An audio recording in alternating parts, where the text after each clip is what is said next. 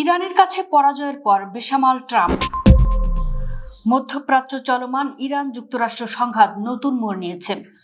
সামরিক শক্তিতে এগিয়ে থাকা সত্ত্বেও কৌশলগত দিক থেকে যুক্তরাষ্ট্র প্রত্যাশিত সাফল্য অর্জন করতে পারেনি, এমন বিশ্লেষণেই এখন জোরালো হচ্ছে আন্তর্জাতিক মহলে। বিশেষজ্ঞদের মতে সরাসরি যুদ্ধক্ষেত্রে নয়, বরং সামগ্রিক কৌশলগত বাস্তবতায় ইরান এই সংঘাতে তুলনামূলক সুবিধাজনক অবস্থান তৈরি করেছে। 2026 সালের 28 ফেব্রুয়ারি শুরু হওয়া এই সংঘাতে যুক্তরাষ্ট্র ও তার মিত্ররা ইরানের সামরিক স্থাপনা, অবকাঠামো ও নেতৃত্ব লক্ষ্য করে ব্যাপক হামলা চালায়। এতে তেহরান প্রাথমিকভাবে চাপে পড়লেও দ্রুত কৌশল বদলে পাল্টা প্রতিরোধ গড়ে তোলে। সরাসরি সংঘর্ষের পাশাপাশি তারা অ্যাসিমেট্রিক বা অসম যুদ্ধ কৌশল, ড্রোন হামলা, সাইবার আক্রমণ ও আঞ্চলিক মিত্রদের ব্যবহার এর মাধ্যমে যুক্তরাষ্ট্রকে চাপে ফেলতে শুরু করে। বিশেষ করে হরমুজ প্রণালী ঘিরে উত্তেজনা তৈরি করে ইরান বৈশ্বিক জ্বালানি সরবরাহে বড় ধরনের প্রভাব ফেলে। এতে তেলের দাম বেড়ে যায় এবং বিশ্ব অর্থনীতিতে অস্থিরতা দেখা দেয়। বিশ্লেষকদের মতে যুদ্ধের ব্যয় বাড়িয়ে প্রতিপক্ষকে চাপে ফেলার এই কৌশলই ইরানের অন্যতম বড় সাফল্য। যুদ্ধের ময়দানে যুক্তরাষ্ট্র ব্যাপক হামলা চালালেও ইরান পুরোপুরি ভেঙে পড়েনি, বরং সীমিত সক্ষমতা ব্যবহার করেও তারা দীর্ঘমেয়াদী প্রতিরোধ গড়ে তুলেছে। ফলে সংঘাত দীর্ঘায়িত হচ্ছে এবং যুক্তরাষ্ট্রের জন্য পরিস্থিতি আরও জটিল হয়ে উঠছে। সর্বশেষ অবস্থায় দেখা যাচ্ছে ওয়াশিংটন সরাসরি সামরিক তৎপরতা কিছুটা কমিয়ে কূটনৈতিক সমাধানের দিকেও নজর দিচ্ছে।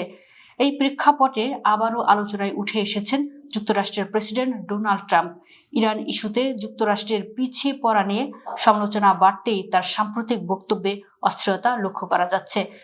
বিভিন্ন জনসভা ও গণমাধ্যমে দেওয়া বক্তব্যে ট্রাম্প দাবি করছেন তার প্রশাসনের সময় ইরান কঠোর নিয়ন্ত্রণে ছিল।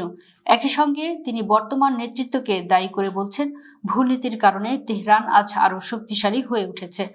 তবে সমালোচকদের মতে ট্রাম্পের বক্তব্য স্পষ্ট দ্বৈততা রয়েছে। একদিকে তিনি নিজের সময়কে সফল হিসেবে তুলে ধরছেন, অন্যদিকে বর্তমান পরিস্থিতিকে পরাজয় হিসেবে আখ্যা দিচ্ছেন। আন্তর্জাতিক সম্পর্ক বিশ্লেষকদের মতে এ ধরনের সংঘাতে সরলভাবে জয় পরাজয় নির্ধারণ করা কঠিন, বরং এটি দীর্ঘমেয়াদী কৌশল ও শক্তির ভারসাম্যের ফল। এদিকে ট্রাম্পের বক্তব্যে বারবার আক্রমণাত্মক ও পরস্পর বিরোধী সুর দেখা যাচ্ছে। কখনো তিনি দাবি করছেন তিনি ক্ষমতায় থাকলে এমন পরিস্থিতি তৈরি হতো না, আবার কখনো পুরো কৌশলকেই ব্যর্থ বলে উল্লেখ করছেন। এই অসংলগ্ন অবস্থানেই তাকে বেসামাল হিসেবে উপস্থাপন করছে বলে মনে করছেন পর্যবেক্ষকরা। অন্যদিকে তার সমর্থকরা বলছেন ট্রাম্প বরাবরই ইরানের বিরুদ্ধে কঠোর অবস্থান নিয়েছিলেন এবং সেই নীতিই কার্যকর ছিল। তাদের মধ্যে বর্তমান প্রশাসনের নমনীয়তার সুযোগ নিয়েই ইরান শক্ত অবস্থানে পৌঁছেছে। সব মিলে ইরান ইস্যুতে কৌশলগত এই পিছিয়ে পড়া এবং তা ঘিরে ডোনাল্ড ট্রাম্পের প্রতিক্রিয়া তাকে আবারও বিতর্কের কেন্দ্রে নিয়ে এসেছে। বর্তমান পরিস্থিতিতে স্পষ্ট কোনো বিজয়ী না থাকলেও ইরান তুলনামূলক সুবিধাজনক অবস্থানে রয়েছে, এমন ধারণাই জোরালো হচ্ছে।